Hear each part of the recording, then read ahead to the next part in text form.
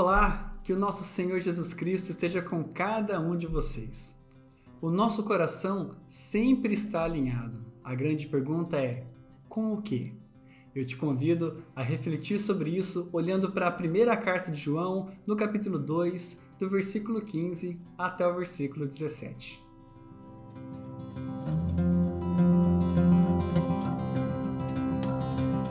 Nos escreveu assim João, sua primeira carta, capítulo 2, a partir do versículo 15. Não ameis o mundo, nem as coisas que há no mundo. Se alguém amar o mundo, o amor do Pai não está nele. Porque tudo que há no mundo, a concupiscência da carne, a concupiscência dos olhos e a soberba da vida, não procede do Pai, mas procede do mundo.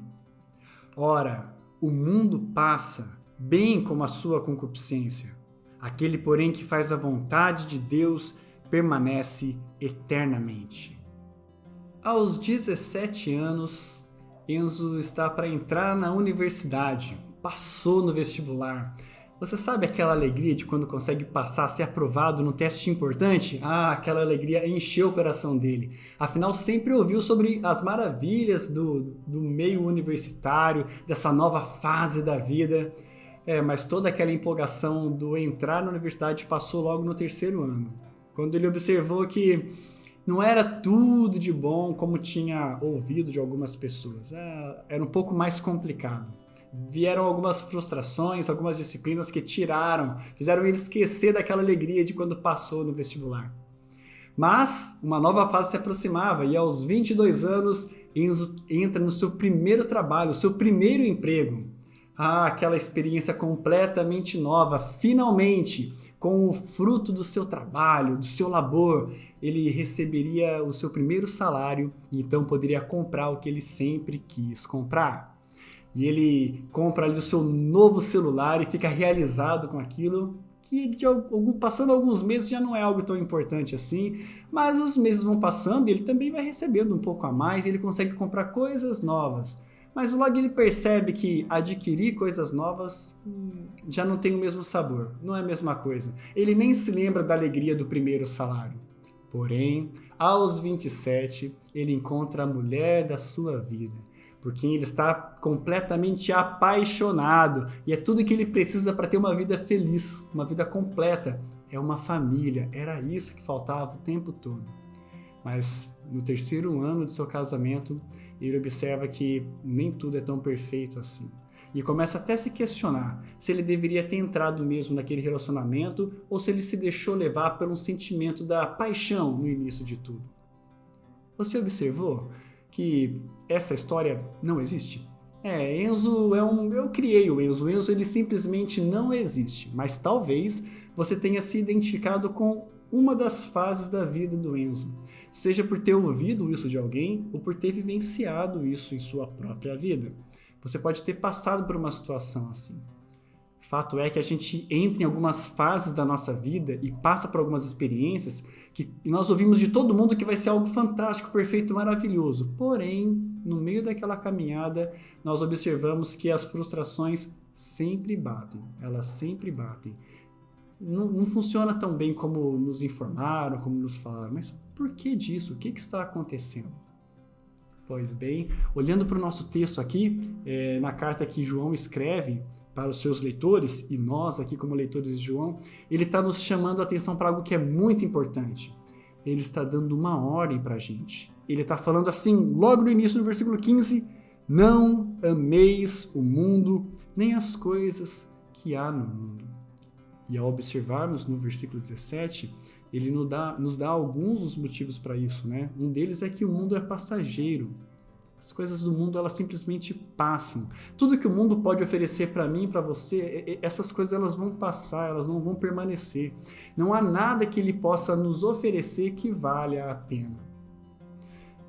Você pode se perguntar, e daí? Como fica? Você quer dizer que não vale de nada os meus estudos, não vale de nada constituir uma família, não vale de nada o meu trabalho? É isso que está falando aqui, para eu não investir minha vida nessas coisas? Não. A ideia não é sobre o que você está fazendo, mas é sobre o sentimento. Não ameis. E para falar sobre não amar, ele usa uma palavra que é meio estranha, a gente não usa no nosso dia a dia, que é a concupiscência, mas que nós poderíamos traduzir para um desejo intenso de algo.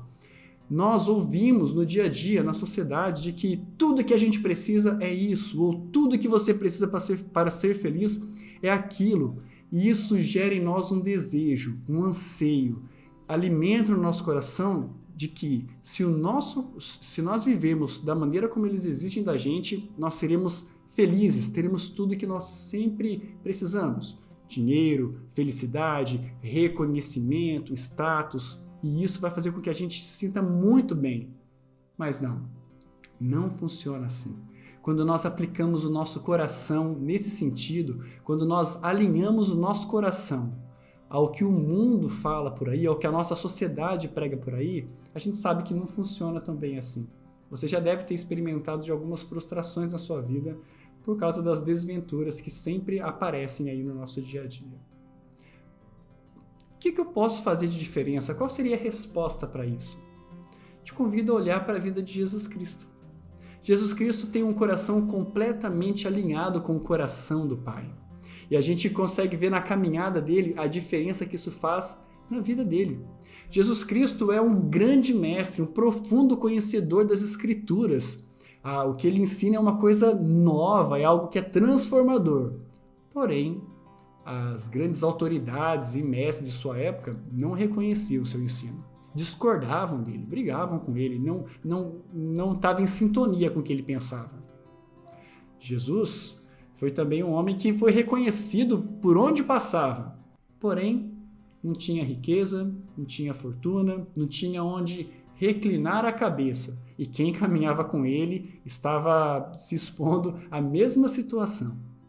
Jesus Cristo se relacionou com várias pessoas e ele teve alguns amigos que eram próximos dele. E esses mesmos amigos o traíram, abandonaram, o deixaram de lado, o negaram.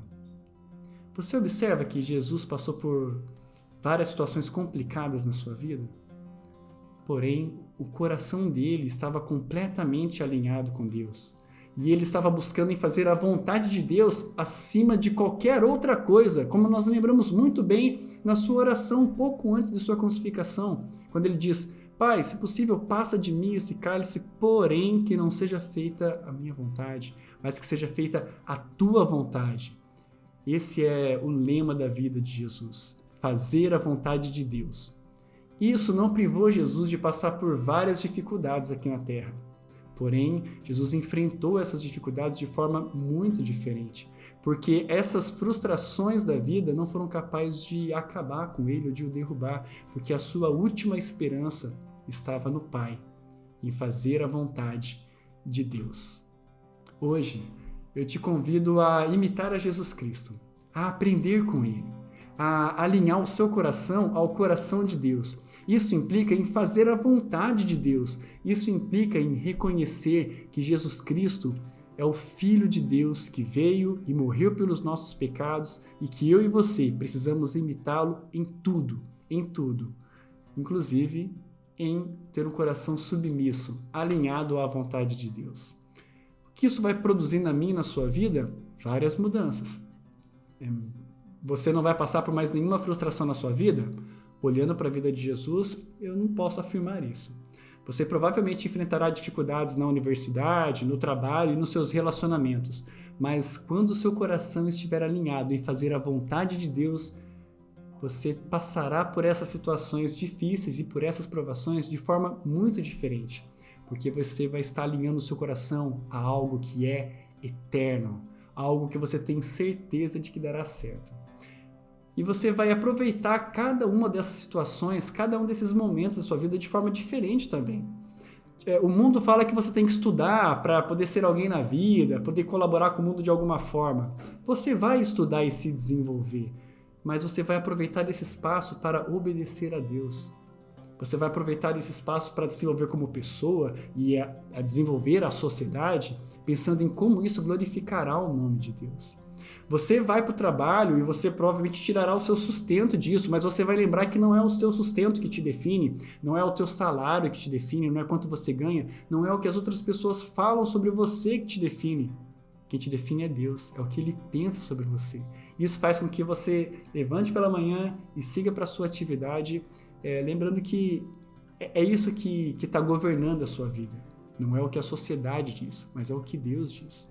Você não enfrentará dificuldade nos seus relacionamentos, na relação com o seu cônjuge, ou com os seus filhos, ou com os seus pais? Provavelmente você enfrentará. Mas você vai se lembrar de que você instituiu uma família pensando em como isso glorificaria o nome de Deus. Como essa família poderia ser uma ferramenta de Deus para espalhar a glória dele pela terra. Não muda muito as ações, mas muda principalmente o sentimento, a nossa motivação. Muda principalmente o resultado final. Quando eu e você somos guiados, alinhamos o nosso coração com as concupiscências, com os desejos que a nossa sociedade traz para a gente, as frustrações virão e acabarão com a gente sem propósito algum. E como o mundo passa, a felicidade que o mundo promove também passa, e a esperança que o mundo promove também passa.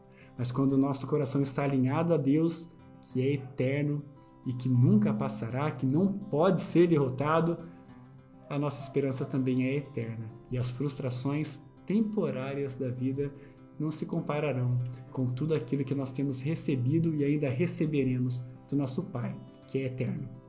E que o Pai, o Filho e o Espírito Santo esteja comigo e contigo nessa caminhada, nessa jornada, buscando ter um coração completamente alinhado ao coração de Deus. O nosso coração alinhado a algo que realmente é eterno.